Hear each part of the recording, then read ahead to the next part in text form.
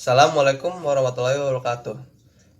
Halo semuanya, perkenalkan nama saya Agus Jimmy, NIM C1401201102 dari kelompok 2 paralel 1 angkatan 57.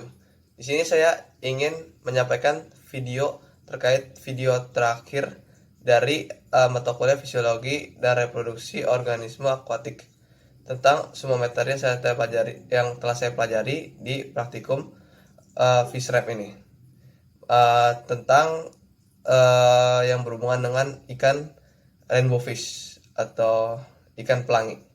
Simak videonya.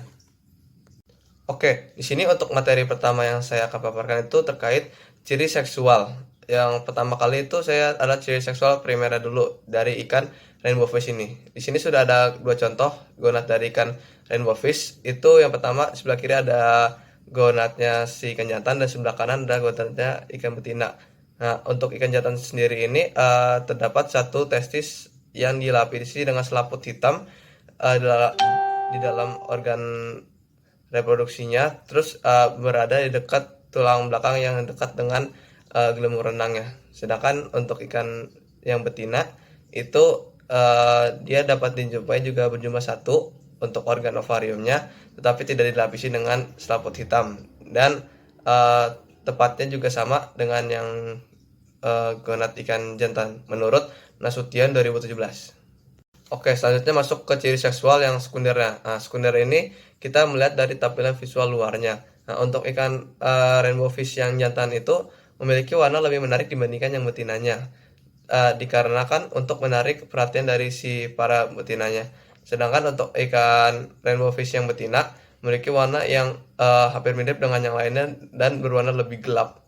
Dan ikan jantan itu biasanya berukuran lebih besar dan pada pundaknya itu biasanya lebih tinggi dibandingkan yang betinanya. Yang betinanya biasanya rata, sedangkan yang jantan itu lebih naik kayak gitu untuk pundaknya dan sirip dorsal lebih panjang menurut Yulianto dan Ikrom 2015. Oke, setelah ciri seksual, selanjutnya kita pindah ke organ reproduksi. Organ reproduksi dari ikan rainbow fish ini sendiri itu ada dua. Untuk yang jantannya itu ada testis, dan untuk yang betinanya itu ada ovum atau ovarium. Nah, untuk di sini itu lihat di gambar itu posisi yang gonad A itu adalah yang jantan dan yang B itu adalah yang betina. Nah, yang jantan itu dia terlihat seperti benang berwarna bening, sedangkan untuk yang betina itu terlihat seperti butiran-butiran berwarna hitam, bulat-bulat berwarna hitam, yang merupakan itu adalah telur dari ikan rainbow fish menurut Nasrirah et al. 2020. Oke, setelah organ reproduksi, selanjutnya saya akan menjelaskan tentang perkembangan gonad dari ikan rainbow fish.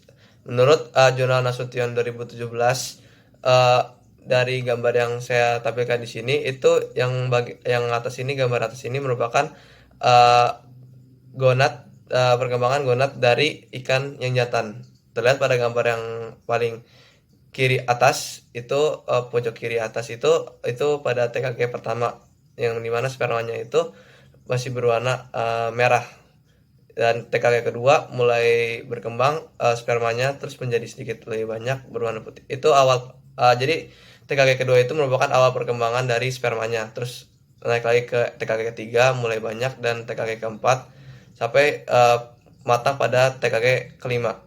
Dan untuk yang bawahnya ini merupakan tingkat kematangan gonad dari ikan rainbow fish yang betina. Dari ukuran butiran telur yang kecil sampai ukuran yang matang gonad pada TKG yang kelima. Untuk ukurannya sendiri, untuk TKG ikan betina ini saya akan jelaskan di penjelasan selanjutnya. Oke, selanjutnya diameter telur dan fekuenditas.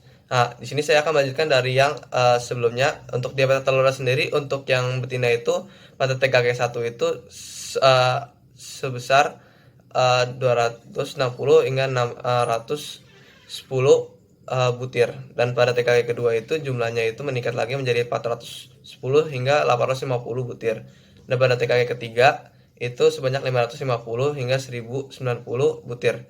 Dan pada tingkat TKK yang terakhir itu sebanyak 800 hingga 1750 butir.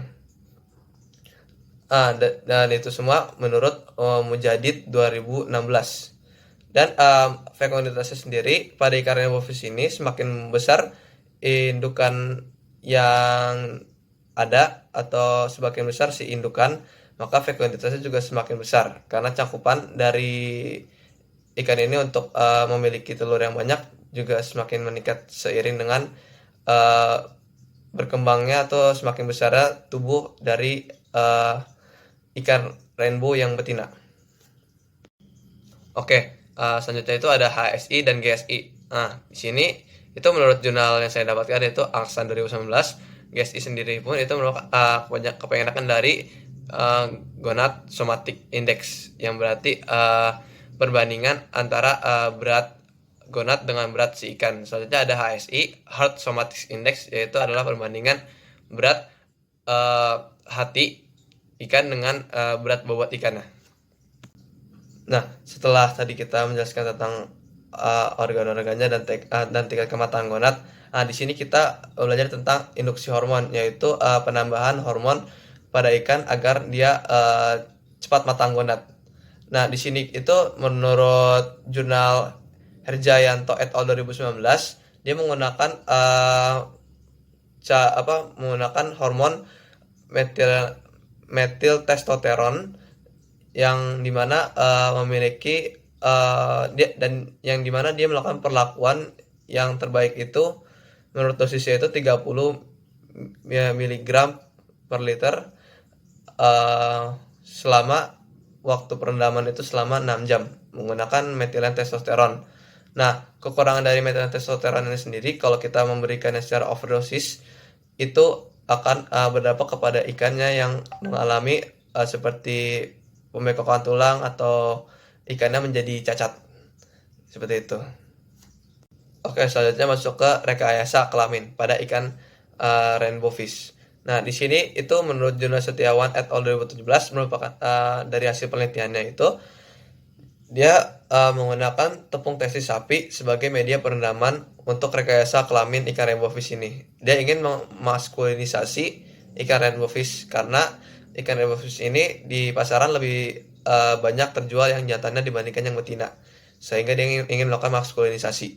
Dan menurut dari hasil yang dia dapatkan, perendaman selama 24 jam merupakan hasil yang terbaik karena menghasilkan persentase ikan yang berkelamin jantan itu sebesar 62,67%. Selanjutnya ada teknik bioassay. Nah, teknik bioassay ini menurut Indrayanto et al 2021 itu merupakan metode untuk seperti yang tadi saya bilang itu kan ada overdosis metilen testosteron. Teknik bioassay ini untuk mendeteksi berapa sih pasnya untuk suatu organisme atau organisme akuatik itu untuk mendapatkan hormon atau obat-obatan lain itu berapa sih kebutuhannya yang pasnya. Begitu kita mengeceknya menggunakan teknik bioassay ini. Oke, untuk yang terakhir itu ada pengawetan gamet. Pengawetan gamet ini sendiri itu pada ikan rainbow fish itu sama halnya dengan ikan hias pada yang lainnya seperti ikan cupang. Di sini saya mengambil jurnal dari Pertiwi et al 2021. Dia itu menggunakan ikan cupang sebagai